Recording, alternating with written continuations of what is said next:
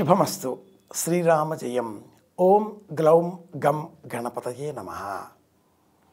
గణపతిని దర్శించే సమయంలో కొన్ని రూపాలలో గణపతి కుడి తొడ మీద ఒక శక్తి రూపాన్ని మనం చూస్తూ ఉంటాం. ఆ అమ్మవారు లక్ష్మీ గణపతి అనే పేరిట స్మరిస్తూ ఉంటాం.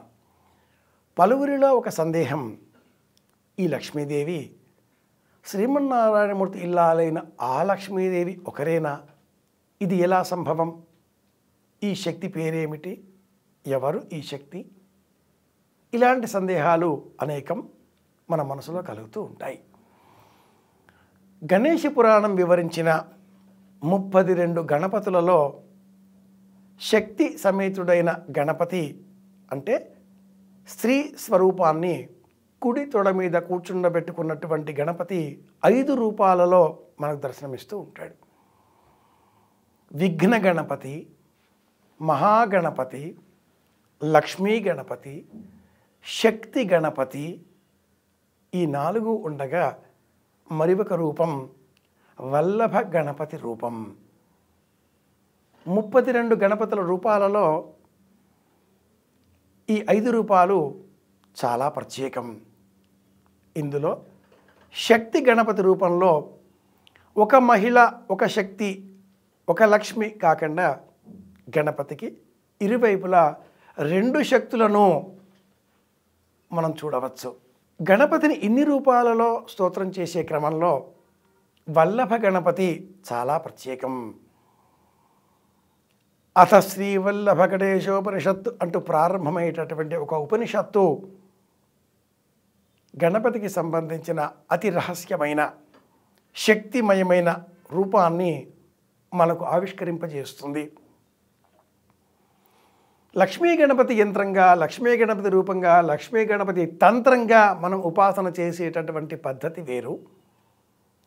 అందులోనే వల్లభ గణపతి అన్న రూపంతో ఆ స్వామిని అర్చించేటటువంటి శారదా తంత్ర సంబంధితమైన అతి రహస్యమైన మంత్ర విధానం వేరు. శాక్త విధానానికి సౌమ్య మార్గాన్ని అనుసంధానింపజేసి గణపతిని అర్చించే సంప్రదాయమే వల్లభ సంప్రదాయం.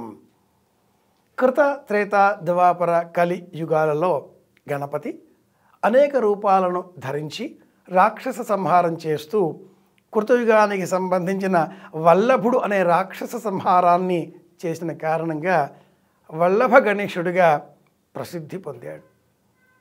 ఆ వల్లభుడే ఈ కలియుగంలో కేశి అనే రాక్షసునకు కుమార్తెగా జన్మించి వినాయకుడిని పరిణయమాడి వినాయకుడిని ఆశ్రయించి కైవల్యాన్ని సంపాదించినట్లుగా పురాణ ప్రపంచం వల్లభేపనిషత్తు పేరిట, గణేశ ఉపనిషత్తు పేరిట ఇలా అభివర్ణిస్తుంది. వల్లభ గణపతిని పూజించినట్లయితే సకల సంకల్పాలు నెరవేరుతాయి. ఈ వల్లభ గణపతిని మనం దశభుజుడిగా, వల్లభ రూపంలో ఉండే లక్ష్మీ సమేతుడిగా, ఎమరాల్డ్ పచ్చ లోహంతో లేక రత్నంతో మరకత గణపతిగా దర్శనం చేసుకుని అర్చన చేసినట్లయితే సకల సంకల్పాలు నెరవేరుతాయి. గణపతికి ప్రీతికరమైనటువంటి వర్ణం ఆకుపచ్చ. వల్లభ గణపతికి ప్రీతికరమైనటువంటి వర్ణం సహజంగానే ఆకుపచ్చ కనుక గణపతికి ఆకుపచ్చ రంగులో ఉండే చీరను అలంకరింపజేస్తారు.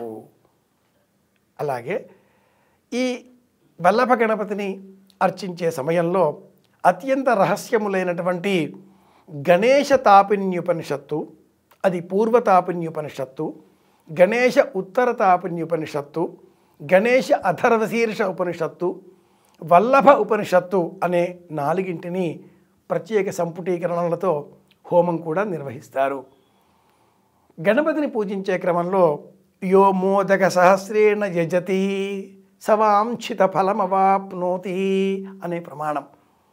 1000 మోదకములతో వల్లభ గణపతిని అనుగ్రహించే స్వామిని అనుగ్రహం పొందే నిమిత్తంగా ఆ విధంగా మనం ఏర్పాట్లు చేసినట్లయితే ఆ స్వామి తప్పక అనుగ్రహిస్తాడు.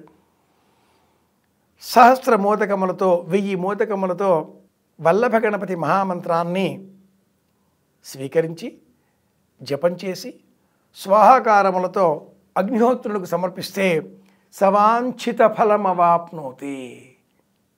సంకల్పాలన్నీ పరిపూర్ణమవుతాయి.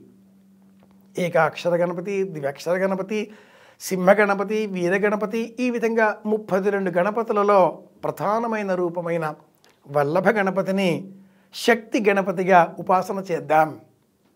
గణపతి అనుగ్రహంతో అందరి క్షేమాన్ని కోరుదాం. మళ్ళీ కలుసుకుందాం. వల్లభ గణపతయే నమః. శుభమస్తు.